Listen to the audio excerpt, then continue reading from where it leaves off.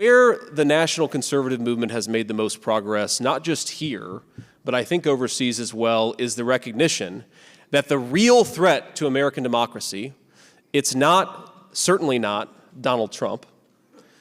It's not even some foreign dictator who doesn't like America or our values. The real threat to American democracy is that American voters keep on voting for less immigration and our politicians keep on rewarding us with more.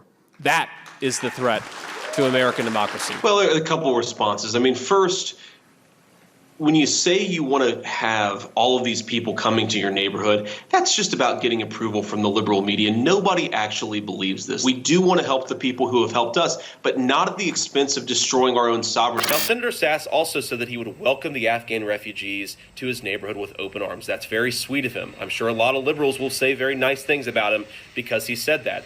But the question is not whether we help the Afghan refugees. The question is, first, how do we do it? And second, how do we do it in a way that doesn't destroy our own sovereignty?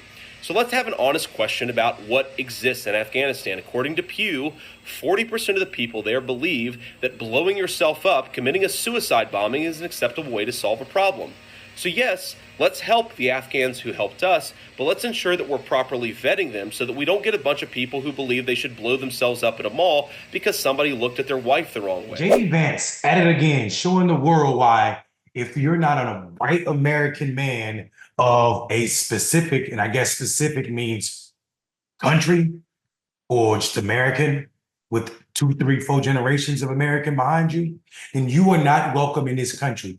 And if you try to be welcome in this country, you will find out very quickly that America was built by and for white men.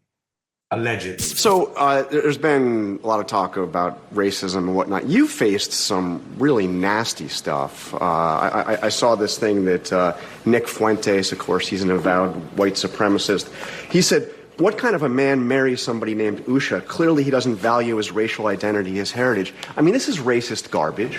Yes, it is. But this is also a guy that dined with Donald Trump at Mar-a-Lago during this campaign. Trump still hasn't given a full-throated denouncement of this guy who said that terrible stuff, but he's a white supremacist. Look, I think President Trump has issued plenty of condemnations on this. The one thing that the one thing I like about Donald Trump, John, is that he actually will talk to anybody. He believes any immigrant, any woman without kids, or any woman over menopause age that's trying to do anything other than raise kids don't belong in America.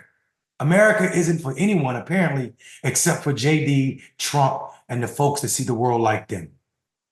This nativism is going to end America greatness. And by greatness, I don't mean that America is superior.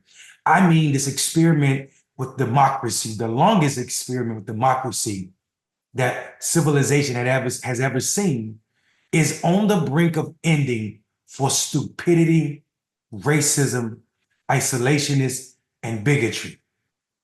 And America and Americans are sitting idle as it happened. It is not that Donald Trump created hate or he's the first person who to not give a damn about America's institutions. It's just that the movement behind him is so damn telling about these so-called patriots that it's almost nerve-wracking. We are sitting idle as our country is unraveled. What are you gonna do about it? I'm Mondale Robinson. Stop pretending that things are archaic. They're not okay.